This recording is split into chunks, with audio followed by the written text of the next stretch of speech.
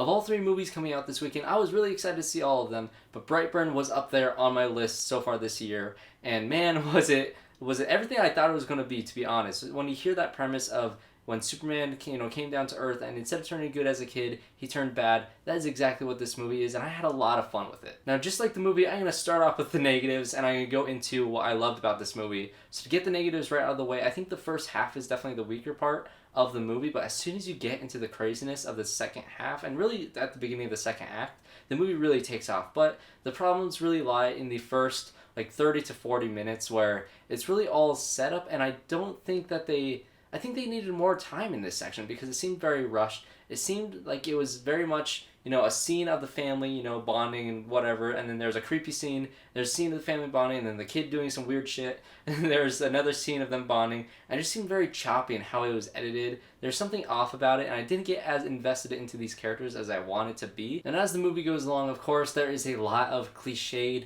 horror movie tropes in this movie, which is kind of unfortunate. Some characters make some really dumb decisions.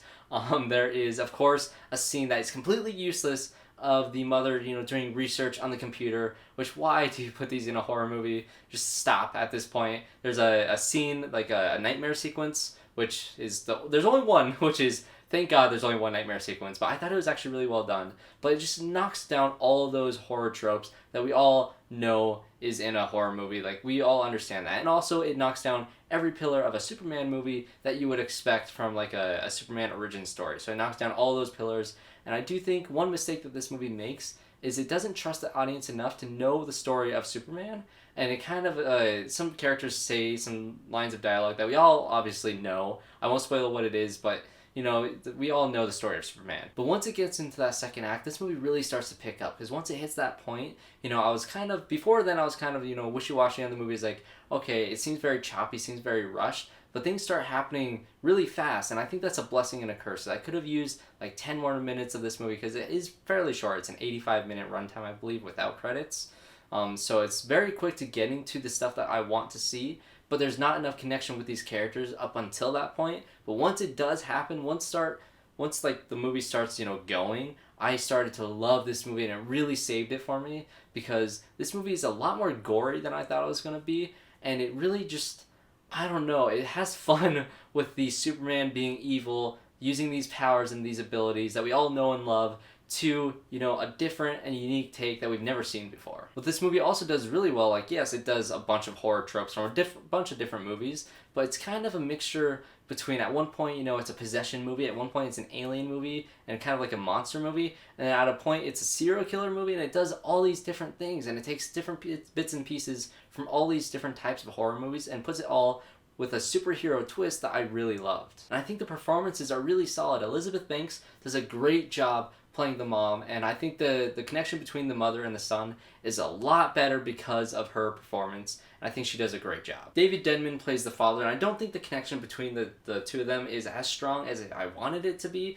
but I think he does a solid job in this movie. And Jackson A. Dunn, who plays the kid in this movie, I thought, they didn't ask too much of him. He's kind of just, you've seen creepy kids in movies. He doesn't really have any personality. He's kind of dull, but he's meant to be that way. And because they have that serial killer kind of turn to him, I think it works. And I think the reason why I really like this movie as of right now is because I just got home from seeing it. It's about 3 a.m. I'm on a high seeing this movie because of the ending. I loved how things wrap up in this movie, and I think all you guys will too. And it made me really liking the concept of what they did with this film, and made me want some more horror superhero movies, which is why I was so excited for New Mutants when it was first announced that it was going to be a horror movie set in the X-Men universe. I want more of these type of things so they can really have fun with it. This movie does. I thought the director does a good job, and I think they're brothers. I think the Gunns who wrote the script did a fine job, but I do think they could have had a lot more fun being more unique and original. So even if I get an original horror superhero movie,